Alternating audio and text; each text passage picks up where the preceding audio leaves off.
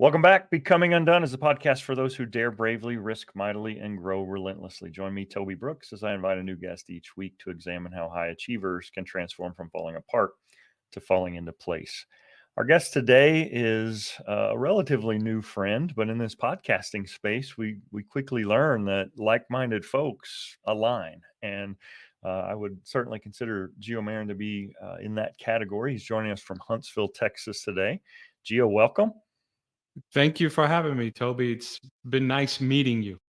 Same here. It's really been a cool story how I reached out to Jonica years ago, and she in turn linked up with you and Michael, and you guys started the show and then did the podcast for you guys. And it's been really cool to get to know different people who have their own stories, but at the same time, there are threads of consistency that we can each use as inspiration for one another. So you're a minister, also a podcaster, as I mentioned, co-host on the Built by Fitbod show, also a fitness personality, and now a plant-based advocate. So welcome to the show. I always start off with a little bit of a softball.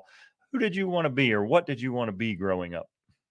Well, when I first started, I thought I was going to be a doctor. As fate would have it, I married a doctor. And so I get my doctor fix through her. We talk fitness, we talk nutrition at nauseum. I get to hear the plight of fitness in other people's lives through her clients. I do run the small business as far as the business end. She's the brains. But I ended up becoming a minister. That being said, there is a big health component in the denomination I'm part of, where we happen to be the longest lived people in the world. We're Seventh day Adventists. If you look up Blue Zones, you'll hear about us. And we're a global denomination, but that health component really intrigued me and my wife to see how spirituality and physical fitness go hand in hand. Yeah, I think that's a great point. And it's funny to me. I felt like a total hypocrite at times in my life where I was teaching fitness and as a Christian, really locking into certain aspects and legalism. And I'm going to follow Mhm. this. I don't want to enter into that. But then, you go to a potluck and it's gluttony all over the board. It's like, why are we choosing and picking which part we're going to abide by and which part we're going to conveniently overlook? So it's interesting that you say that. I'm looking forward to digging in. I've listened to your episode 3 on the Built by Fitbod podcast. We'll certainly delve into your fitness journey, but this one's more about you. So start at the beginning, wherever that is for you. That's an interesting question because I grew up in a Christian home and I grew up with Christian principles. But unfortunately, people don't always live out those Christian principles. And my parents ended up getting divorced. Long story short, I knew I had a calling to the ministry at the age of 10, but I wanted to be a doctor. That intrigued me. At 15, though, something major happened in my life. I grew up in the South Bronx in the 70s and 80s. If you know anything about the South Bronx in that time, it was very dangerous place to grow up in. And at 15 years old, I had a real critical moment. Three friends, well, one friend, close friend, and two acquaintances were murdered. Mm. One sister of a friend of mine was found chopped up in a box, and that's how we discovered her. We were there when they were unearthing the body through behind the police tape line. The second baseman of our boys club championship winning team ended up getting into a fist fight, nice and even fist fight. He won though, but the father in a drunken stupor ended up shooting him and killing him. And then another acquaintance was involved in drugs and he tried to get out. They didn't like that and they ended up killing him. So at that moment, having grown up in a Christian home, I said to myself, man, if following God leads to this, then I'm going to try folly for some time. Mhm. And went deep into the world, as people would say in the Christian world, and did things I'm not proud of. But after 12 years of that debauchery, I would say that I had a moment where I had to make a decision. Am I going to be a man of responsibility? Am I going to be a man who knows how to take care of himself and others and not abuse friendships and relationships? Or am I going to continue down this path? Having had a Christian upbringing, I knew that it was time to change, and I did. And at that crux of the matter, it's like life and death. Whether you're Christian or not, there comes a seminal moment in your life where you have to make a choice, the crossroad. And I took the right road, and that made all the difference. Mhm.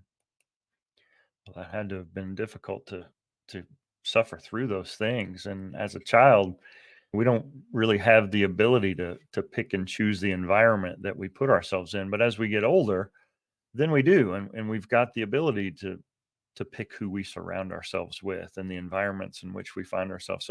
So how did you go from that environment to where you are today, and points in between? What were the thought processes behind leaving the Bronx ultimately to where you are today in Texas? Yeah, my parents were divorced, as I mentioned. And so I decided to move as a 15-year-old. That's a big decision because a lot of us are tied closely to our mothers. We're mama's boys growing Mm. up as kids. But I decided at that age, at my own, because my mother had to work two jobs. So I would hardly see her. She'd come home, cook dinner, then leave to her second work. So I decided my dad was well off, very well off. And so I decided to move with him to New Jersey.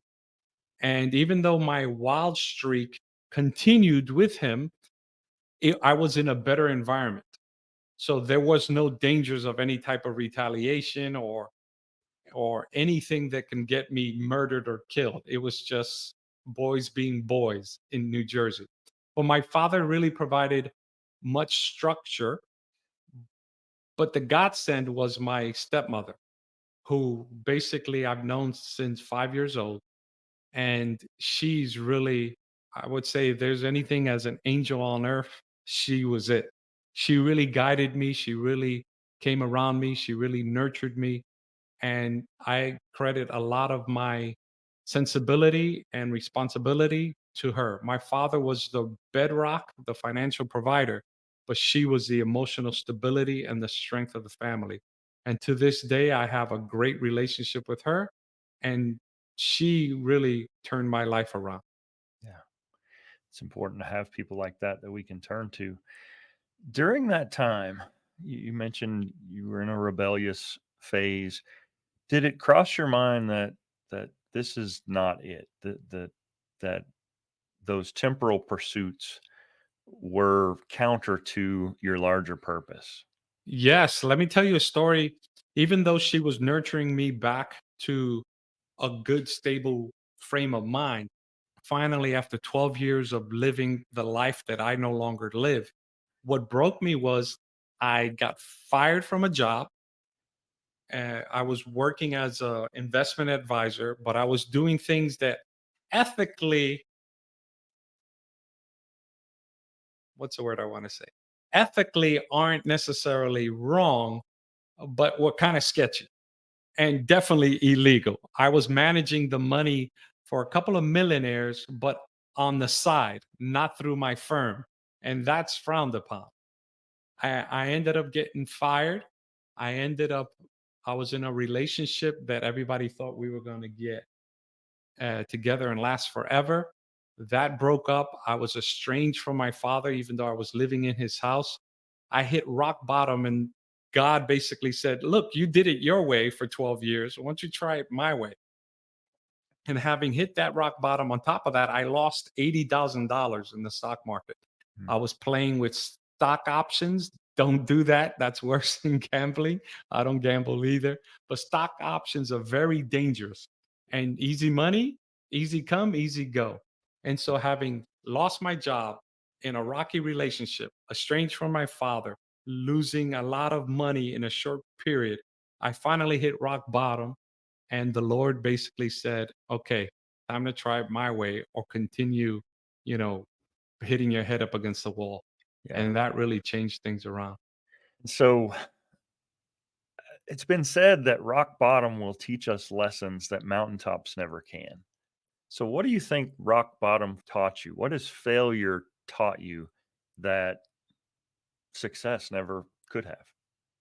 It's funny you bring that up because the book of Ecclesiastes says that it's sometimes better to be in the house of mourning than in the house of laughter. And what it taught me is that truth is paramount. No matter whether you believe in Christianity or some other religion, what stands out the most is truth. You have to pursue truth and be real to yourself. You have to be honest with yourself because no one can be as honest with you as you are with yourself. And so, having hit that rock bottom, I knew that I was in my previous life doing things out of feelings or desires or lust. I had to pursue truth. And once I started pursuing truth, things started changing, not only in my outside circle, but most importantly, inwardly. I was becoming the man I had always hoped to be. And that was simply by the pursuit of truth in all topics, not just religion, but in nutrition, in fitness, in relationships, anything that people have opinions on. I wanted to pursue what the truth of the matter is. Not everything is black and white, not everything will be clear, but eventually there will be enough information to persuade you to one side of the equation. And as long as I'm doing that, I know I'm on the right track, even when I make mistakes. Yeah. And once we hit that rock bottom, we'd like to think that it's just a steady climb out of the pit, but certainly No. there are highs and lows. One of my favorite sayings related to this comes from a comedian by the name of Mark Lowry, and he says that, when bills come due at the end of the month, that's just life. When your water heater starts leaking and it floods your basement, that's life. When your kid gets cut from the athletics team or your car breaks down on the way to work, that's life. And Jesus says, I came to give you life more abundant. And Yes. the idea is we're not immune from struggles and trauma. If anything, maybe we're even more exposed. We're more of a target to things because it's one thing to say we believe something, but the proof and the truth is in how we respond in those moments when things don't go our way. And so once you emerge from that season of life, something happened. You made new relationships, you got new jobs, you've steered down another path. So I guess the question from there is where did you go after that realization that this was not the way and I'm going to turn and orient in another direction? Well, at that point, truth had become so important to me. And in relation to God, that I decided as an older person, 27 years old, to enroll in college for a ministerial degree. And so I ended up going to a denominational college in Collegedale, Tennessee, which is just 30 minutes north of Chattanooga. And I studied there the ministry. And I felt that this was exactly answering the calling that I felt 10 years ago. From there, I ended up going to Berrien Springs, Michigan to get my master's. And in our denomination, it kind of works like the NFL draft. I ended up getting drafted by the Texas Conference because it's a global denomination. I like to tell the story real quick of a friend of mine who ended up getting drafted by Bermuda. And his church had a parsonage, which is a house that comes with the church. And his backyard was the beach, and across the street was a golf course. We were all jealous. But I am happy to be in Texas because Michigan is cold, and I've been here ever since 2008. That's cool. So, in your episode on Fitbod that I listened to recently, you made mention of the fact that you're a late father and Mhm. that you and your wife had trouble conceiving.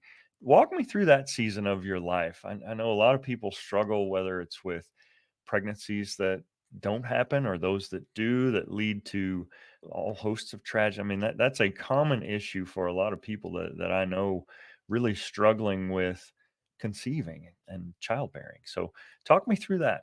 Yeah, that's a story we love to share. And here's why: because we are always been our internal numbers have always been great, even though there was a period after having our kids that I gained 55 pounds and I had to lose. We have prior to that, we have always been in good shape. Internal numbers, my cholesterol, her cholesterol are less than 120. Blood pressure is great.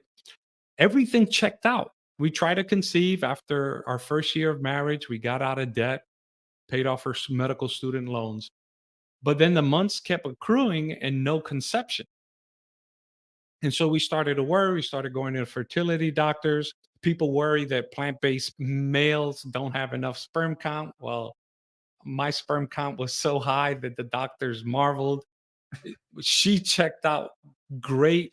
So the question was, what's wrong? Why aren't we conceiving?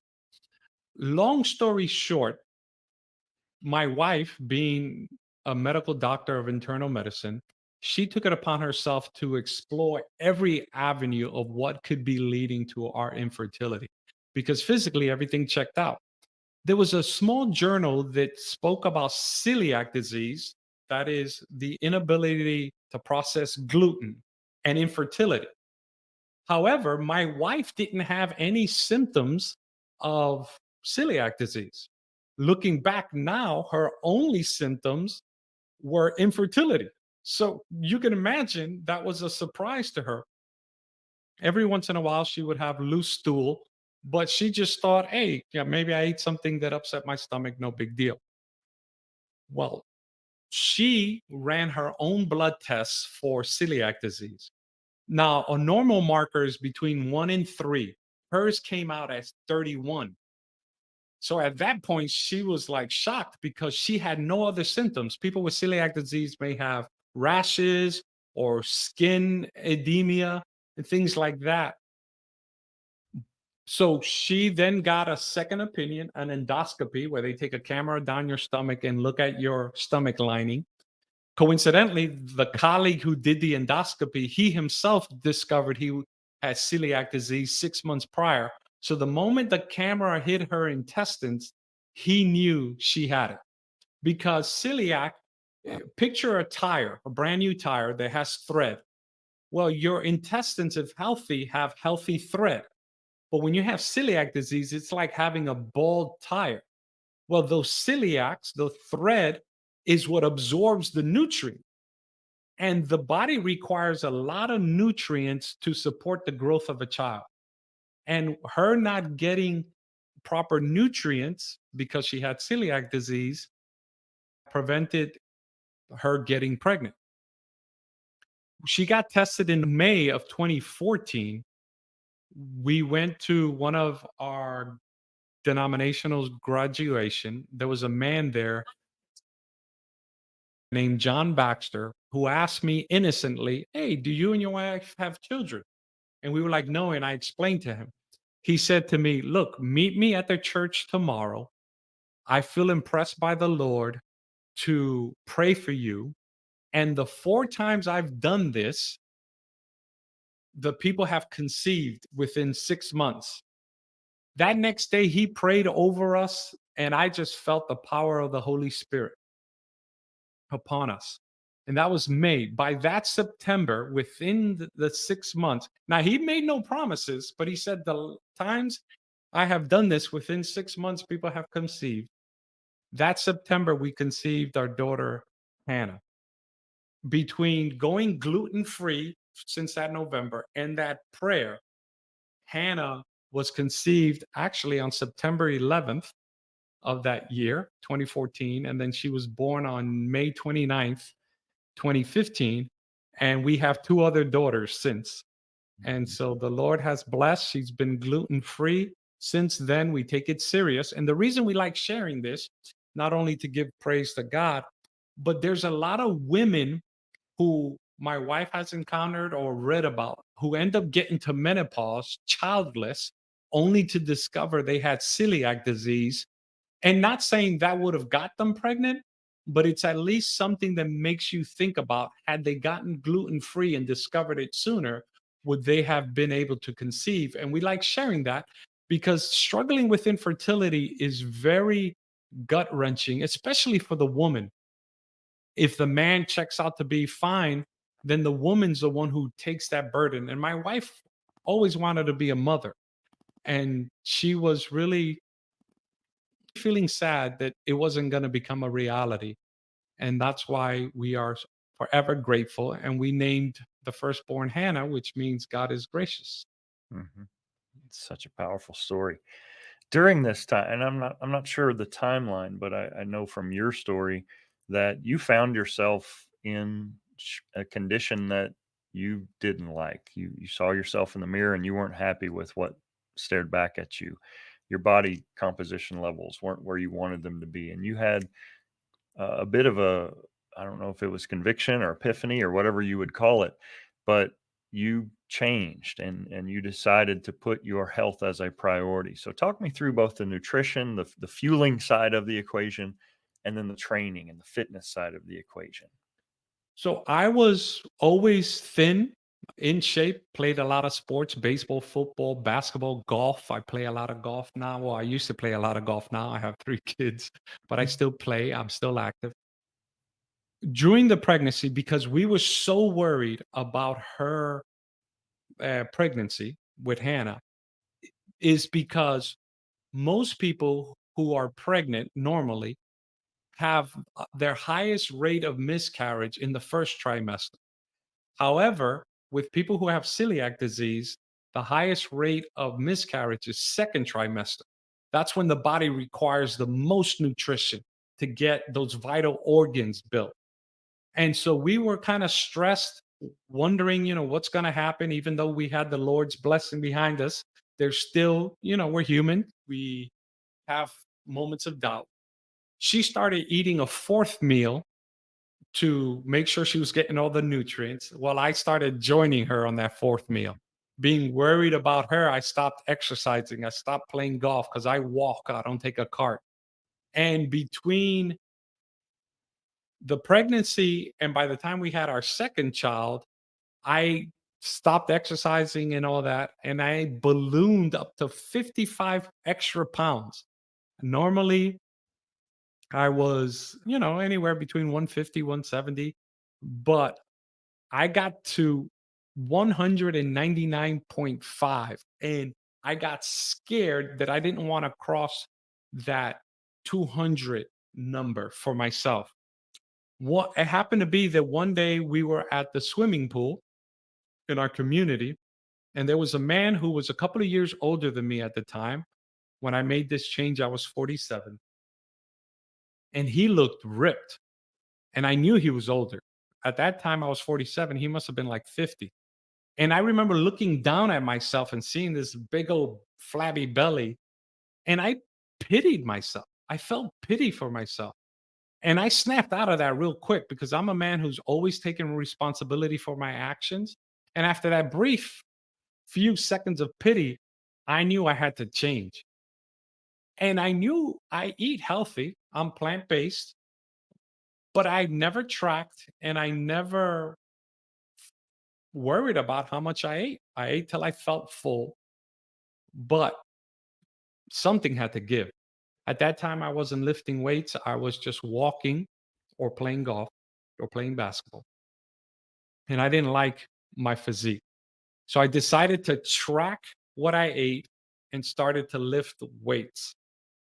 And when I tracked, the first day I tracked a cup of rice and a cup of beans, and I saw how small it was, I thought I was going to starve. I was like, man, I can't do this. But by the time I added the salad, a little sweet potato, and then I had frozen blueberries and applesauce as a dessert, I felt satisfied. And I was like, wait a minute. And I realized then that I was way overeating, even healthy stuff. If you overeat healthy stuff, you're still going to gain weight. So tracking became a passion. And to this day, speaking of consistency, I don't recommend everybody to be like me, but I've tracked now every meal for 1,200 plus days. And I love it, not because I have to, but I love the stats. So I know how much protein I'm getting, how much carbohydrate, how much fat. And so that's started the journey. And then I started weightlifting, and that's when it really took off. Mhm. I think for a lot of people, the thought of tracking your food is almost like budgeting. It's like, if I don't look at the numbers, I can do anything I want. but it doesn't change the reality that the numbers still aren't what you need to function optimally. I'm super impressed by your number. I think we use the same. If you're still using Lose It, that's what I started with. So a lot of my Mhm. recipes are in there. So I'm at like 460 days in a row of tracking. But once you Okay. get that streak, it's like I got to keep this thing going. And so for me, you're right. It's an awareness of portion size for one thing. It's also an awareness of just how lacking in nutrients a lot of the things that I enjoy eating are. And you look at your macros for the day, Mhm. you're at your caloric levels and you've had 20 grams of protein and you're like, Mhm. how can I possibly build muscle when I'm giving my body nothing in raw materials to do so? And so tracking has been important for me. It brings accountability, and I don't know, I mean, I won't say gone are the days where people have gym communities. I know that, CrossFit has flourished because of that social aspect. But in this day, you can have that virtually and you can use an app like Lose It and you can share that with someone for accountability. And you can use an app like Fitbod and have a combined workout all over the globe. And that's a super cool thing that technology has allowed us to do. So you started tracking and that moved the needle a little bit, but it wasn't really what you expected. You really thought that all I got to do is lock in on the nutrition and all my results come. And that wasn't necessarily your experience. So talk me through the resistance training side of the equation for you. Yeah, you mentioned that, and that's good because a lot of people think cardio is the way to go. And look, we need to keep our hearts healthy and we need to do cardio. But if I had to choose one, it'd be resistance training. And here's why. Not only have I read a lot about it, when I first started tracking my calories, I was walking 3 miles after every meal. Since I work from home, that's feasible. And I walk it pretty fast. I take about less than 45 minutes to walk that. And so I would walk 3 miles after every meal, and the weight was coming off, but the look still looked the same. So I was still what you would call skinny fat. I still looked flabby, even though I was losing weight, and I didn't like that look.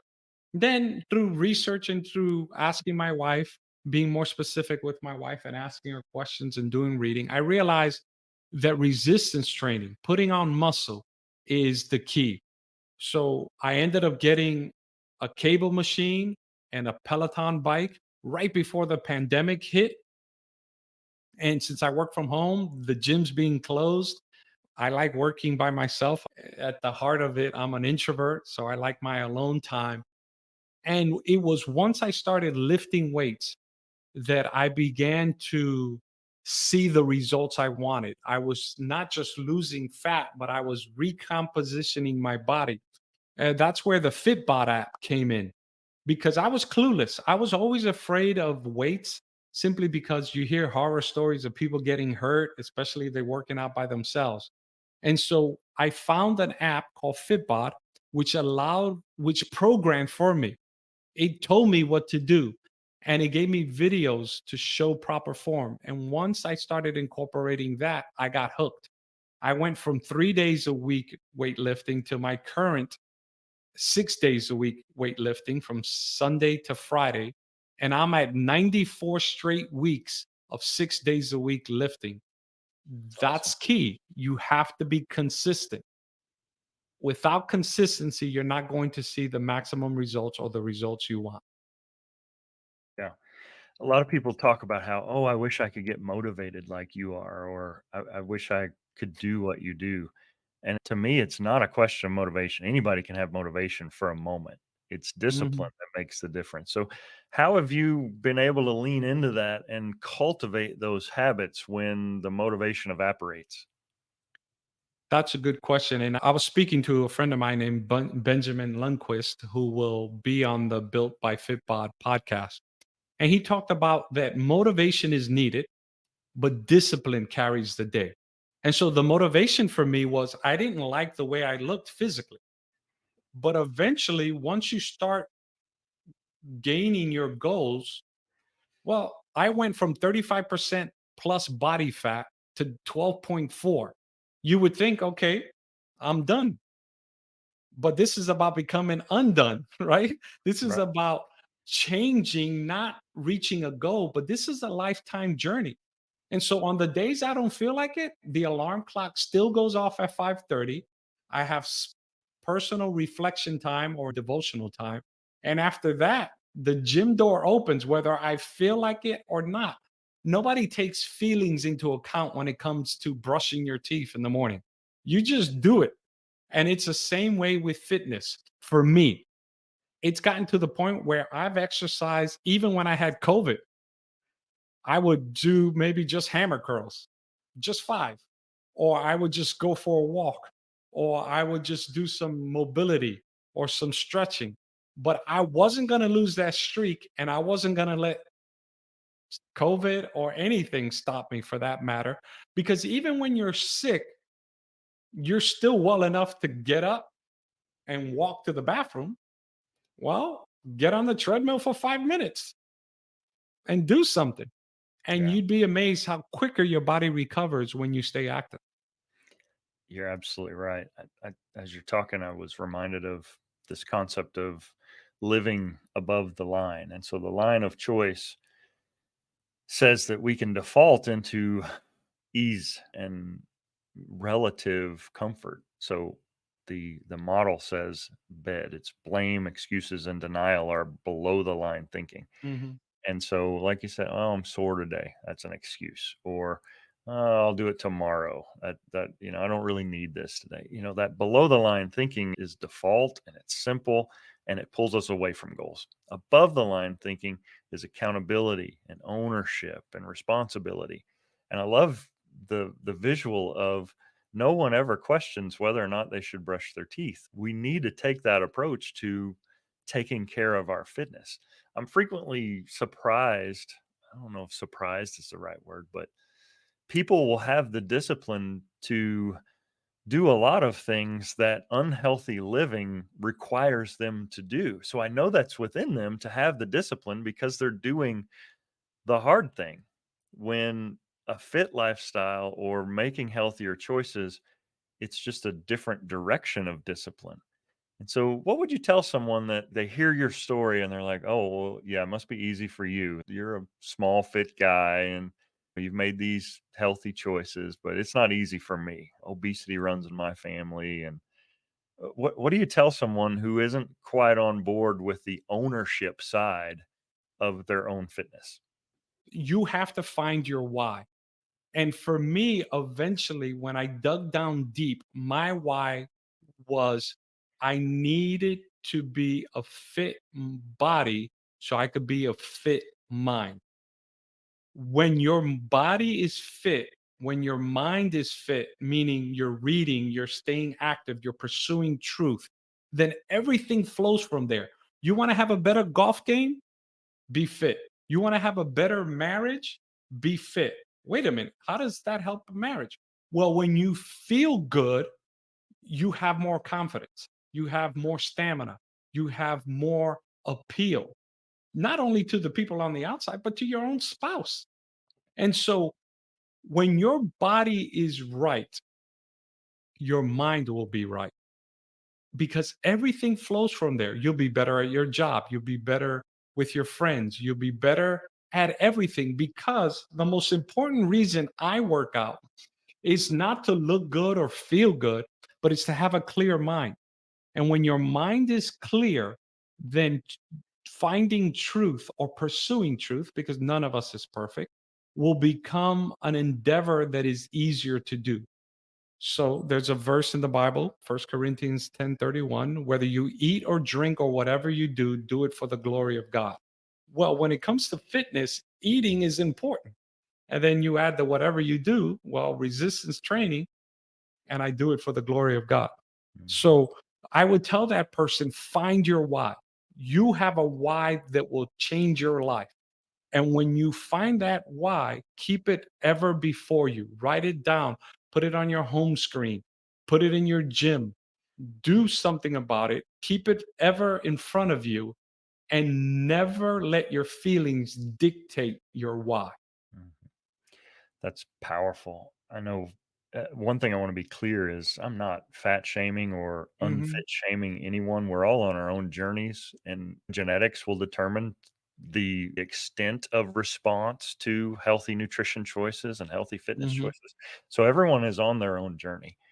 And my goal is to point out that discipline is within each of us. It just Mhm. manifests in different ways. So if you can muster the discipline that it takes to brush your teeth every day, or if you can muster the discipline it takes to make your bed every day, you're really just redirecting it. If you want to say, I'm making my fitness a priority, I'm making my health and my self care important.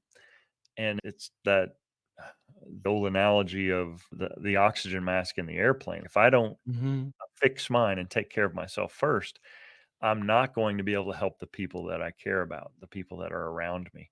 We talk about this with my students in prioritizing your health, making good decisions even while you're in grad school, because that's where habits start. You'll have habits as a child in your parents' home, but they don't really take root and turn into your habits until you're out of that environment. Mhm.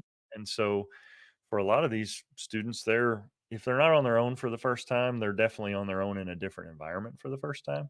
And so let's be purposeful about cultivating habits that are going to serve you as opposed to letting habits sprout that are going to harm you. And that's really the approach. Yeah, and I want to be clear. I'm not fat shaming. I have friends who have developed friendships that I could joke around with them. Hey, they make fun of the fact that I'm bald. Yeah. So that's within friendships. But I do want to jump on what you said. Look, health is so key. You talk to millionaires. Like I mentioned, I used to be a financial advisor. At the end of their life, they would give it all away to be healthy. Mhm. Health is wealth, and everything flows out of health. You'll be better with your kids. You'll be better with your grandkids. If you could spend time with them, if you can get up and walk with them, still pick them up. I remember a couple of years ago, there was a powerful commercial of an old man lifting weights. And at first, he started with only, I think, 1 pound or 5 pounds. And then at the end, the whole point was that he was getting ready to lift his grandchild up. But that's a commercial. Let me tell you a true story of a friend of mine named Samuel Lopez. He got impressed by the Lord to get in shape. This man couldn't do but 10 push ups max. He was in his late 50s. He started feeling impressed that he had to work out, and he didn't understand why. But lo and behold, he obeyed and he started working out, cycling, lifting weights, checking his nutrition. Long story short, his wife ends up developing cancer, and the petite nurses couldn't pick her up and take her to the bathtub to wash her. And he realized then that he could. He would pick up his wife, he would bathe her. And he knew then why the Lord, earlier on, prior to his wife's cancer diagnosis, told him to get in shape. And to this day, his wife has since passed, but to this day, he has stayed in physical shape. He even did a whole bike ride around the island of Puerto Rico, and he finished like third place in his age. But when people realized that his bike didn't have any bike shoes or that he didn't have any harness, they were even more amazed, because when you're clipped to your bike, you have both legs helping you. Or when you're strapped to your bike, you have both legs helping you pedal. But when you don't have that clip to the bike, it's only one leg at a time, basically. And he finished like second or third place at his age. So you never know why you need to be physically fit.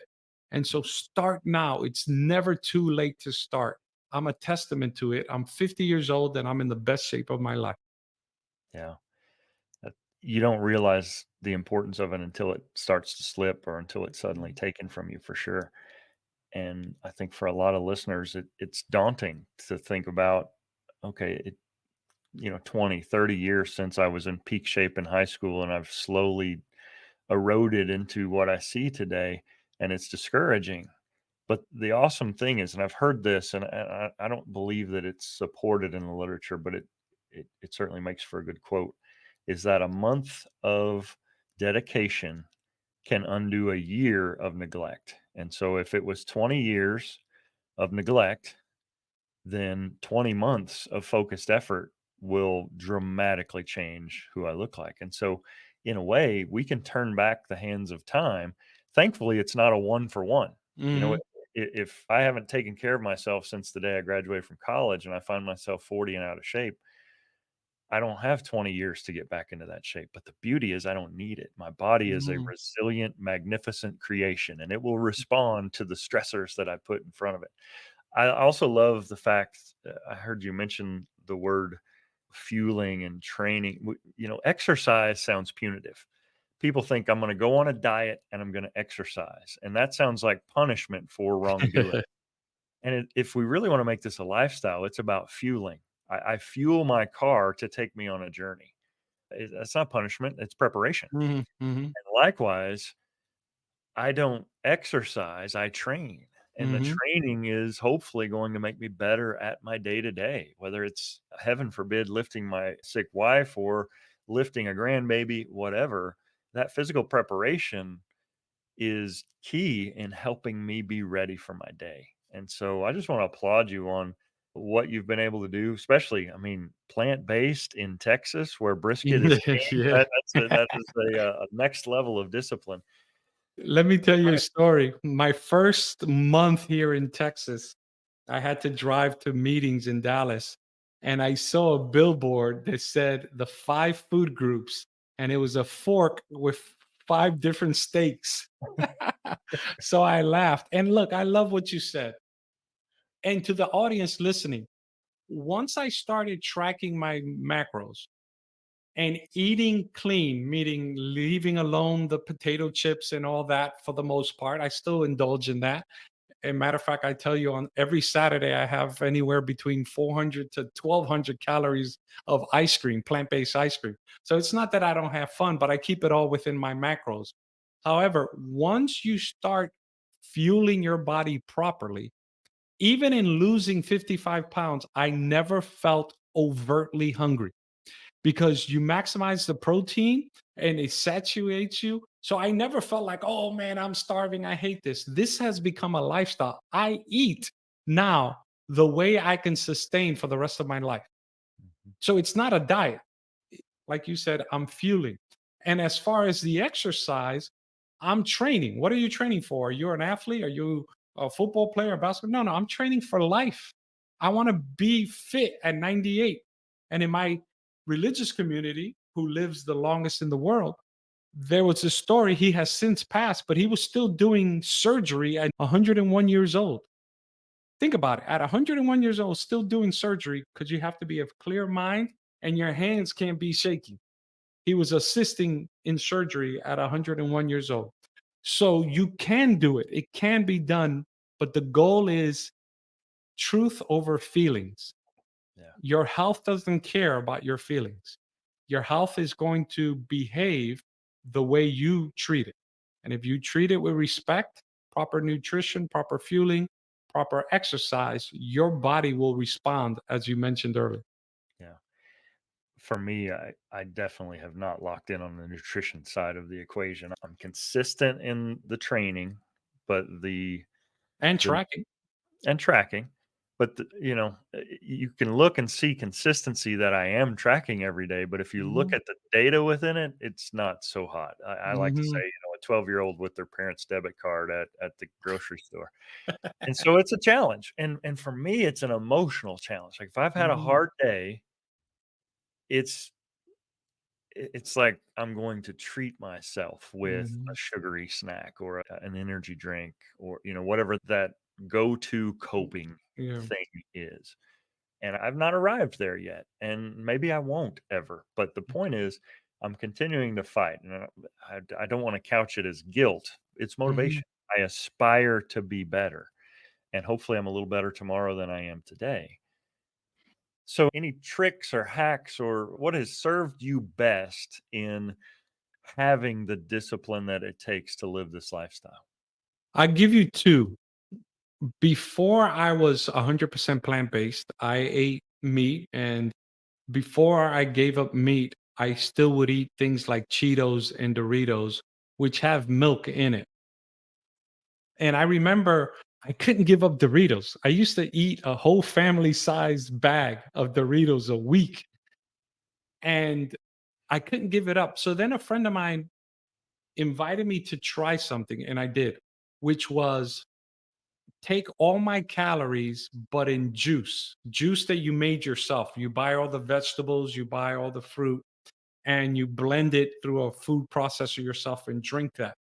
And for a whole 5 days, Monday through Friday, all I did was drink natural juice three times, as if it was 3 meals, 3 times, and not change anything else.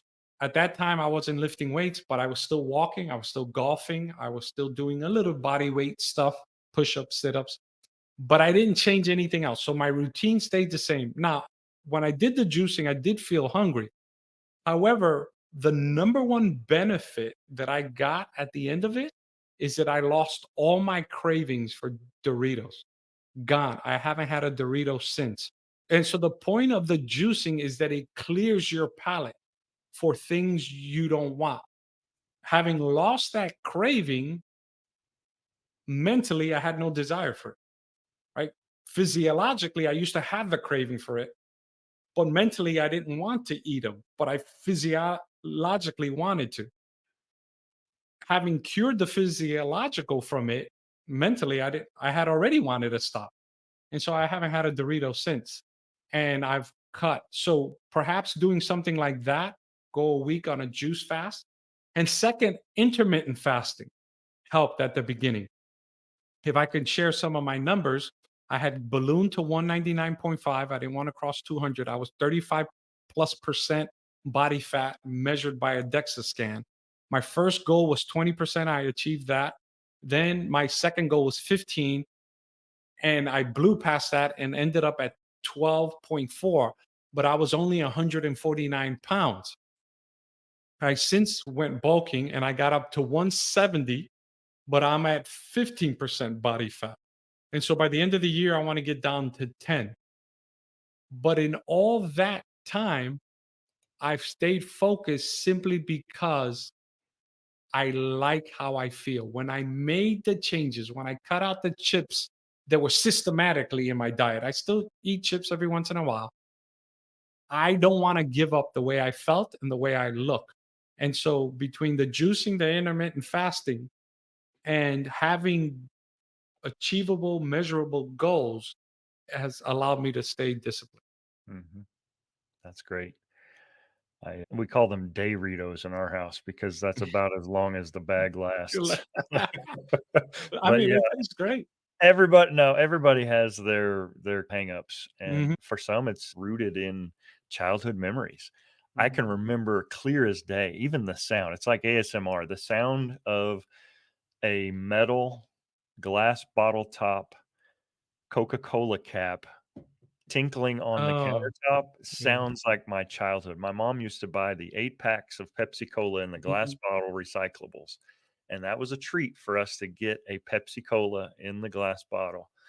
And and to this day, if I've had a stressful day, I know where to go where I can get a glass bottle Mexican Coke with the real sugar in it, and I'm mhm, even purposeful in when I pop that top, I'll intentionally drop it to hear the tinkle, like, mhm, it's a multi-sensory thing. Food is it's so easy to think about this like a math equation, mhm, and it's calories in and it's calories out, but it's just not that simple. It's so closely tied to our identity and our memories from childhood, good or bad, and so I've really developed grace in this area for mhm, other people and for myself, like, mhm, okay, if I'm gonna dissolve this one bad nutritional day among the 1,000, 2,000, however many ever days I'm fortunate enough to continue to walk this earth, one day isn't gonna make the difference. But amen to it's that. when poor decisions build on each other, it's about habit, it's about discipline, it's about what can I do the majority of the time that's gonna dictate and determine what I look like and what I feel like. And so that's been real powerful for me. So I totally get the Doritos, man. Yeah, and look, to this day on Saturdays, I have sometimes up to 1,200 calories of ice cream. A plant-based brand called Nadamu, the cookies and cream and the cookie chocolate chip cookie dough. It's to die for. But, you know, I don't let that derail me Sunday through Friday. I Yeah. just chalk it up, eat it, and keep moving on. So talk to us about what you're doing now. We've alluded to the Built by Fitbod show, but if listeners want to connect with you and continue to interact with the work that you're doing, tell me about today. Yeah, I'm glad you mentioned that because not only am I a co-host with my friend Jonica and Michael on the Built by Fitbod podcast, I'm also writing now on Substack, Gio Marin Substack, where I write about life, lifting, and nutrition, give different perspective on the written form. So I like doing that. And let me tell you how changing my health habits have led to certain things. Real quickly, like I said, I use the Fitbod app to track my workouts. But then that led to the community where I have a lot of like minded people who cheer each other on. It's one of the best communities in all of Facebook. And that led me to connect with Jonica. Long story short, I invited her to do a Zoom so we can verbally meet people in the community. Michael happened to be there. Michael then approached me and Jonica to start a fitness podcast. We took that idea to Fitbod. Fitbod liked it. They ended up wanting to own it. And fast forward that relationship simply because I decided to take responsibility for my health. They flew us out here last month to Vegas. They paid for everything. They gave us stipends, everything to shoot commercials for Fitbod because they wanted to have real users be in their commercials. I would have never thought of that, that fitness would lead to such an opportunity. And for yourself, fitness has led to you starting this podcast and and networking with other people. Here I am. I wouldn't have never probably met you unless I had taken control of my fitness. So I'm saying take control of your fitness. You never know what doors it can open. And so you might see me, Jonica and Michael, in a commercial soon on all social media platforms promoting the app that has changed our life. Mhm. Yeah, for those wanting more information, Fitbod takes the thinking out of fitness. And it doesn't matter if you are an experienced fitness professional or somebody that's never worked out. For me, it was beneficial because at the end of teaching about fitness and rehab and things, I didn't want to expend the mental energy that it took. I probably could have done it, but Mhm. it's a done for you AI generated. You just do it. And the tracking is really powerful too, whether it's streaks, whether it is maintaining Trends. or understanding your 1RMs and how you're trending, absolutely. But then for somebody that's completely new to fitness, there are videos for every exercise. I mean, I received nothing from Fitbod for doing this, but I will say that was a barrier for me. At the end of a long day, I knew I wanted to work out, but the thought of crafting a workout was a barrier. The thought of going to a gym was a barrier. And so I bought my stuff. I found it on Facebook Marketplace for dirt cheap and just kind of accumulated enough so that I've got a gym in my house. And now I've got Fitbod to tell me what to do. And at that point, there are no excuses left other Mhm. than put your gear on. So for me, the hardest part of working out is putting on the workout gear. From there, Mhm. it takes care of itself, and 3 minutes in, you're like, "Why was I resisting this? This is a great part of my day." But we have kind of this pre-programmed resistance to do things that sometimes are hard.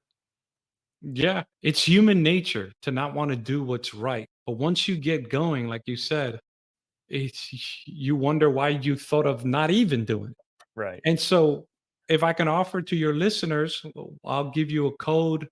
They can get a 14-day free trial for the Fitbot app and try it out for themselves. Yeah, we'll drop that in the show notes for sure. So, it's been quite a journey. What for Geo is left undone? Oh, that's a great question. For me, for this year, short term goals, by the end of the year, I want to get to 10% body fat, if not lower, but 10 is the goal. And I want to continue to grow my Substack because podcasts, I share it with two co hosts, but even doing yours, we can't talk for 3, 4, 5 hours. writing allows me to express other avenues that I want to share with the world. Because even though I'm 100% plant based, I don't think people who want to eat meat, it's fine by me. I'm not one of those zealots who say, you're killing animals and this. No, everybody is different. Everybody. Now, there are some trade offs when you eat meat, and you got to make sure you get your fiber. I wrote an article about that because meat has no fiber. But as long as you're balanced and doing it right and you are not seeing any detrimental effects, go for it. However, sometimes if there's some detrimental effects, you may want to make changes. But I think together, when we listen to each other, we can make the best decisions for everybody. So that's what's in store for me, building my Substack and trying to get to 10% body fat by the end of the year. Not trying, I will. Yeah. Love it. Manifest it for sure. I love music and the emotions that it can represent for us in life. What song would you pick as the soundtrack? If we were playing a montage of you over the years, what's the audio in the background? Y- I have a specific song, and I'm going to tell you what the song is. But ironically, when I work out, I like to work out in silence, just me and my thoughts. But the one song, as soon as you ask that question, but it's unstoppable.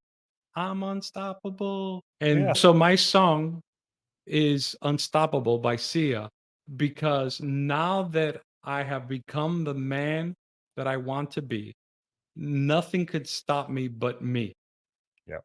And with God's help, all things are possible. Cool. Appreciate that, brother. So, how can listeners connect with you? You mentioned Built by Fitbod podcast. You can shoot me the address to your Substack. I'll drop that in Mhm. the show notes. Any other ways you would advise folks to connect if they want to continue to interact with your work? Yes, my fitness handles on Instagram is Gio Marin 7 on Instagram, where I post workouts and other fitness related quotes. And on Twitter, if you like to follow fitness stuff on Twitter, I'm not that active on Twitter, but I do drop my Substack and episodes there. It's Golf Smith 7 at Twitter. And Cool. so between Instagram, Substack, the Built by Fitbod podcast, and Twitter, you can connect with me. If you want to email me, that's fine as well. Gio@giomarin.com. Awesome. Well, Gio, it's been great having you. Really appreciate your work and the platform that you've built. I'm thankful for the fact that our paths have crossed. And if there's ever anything I can do to return the favor, brother, you know where to find me.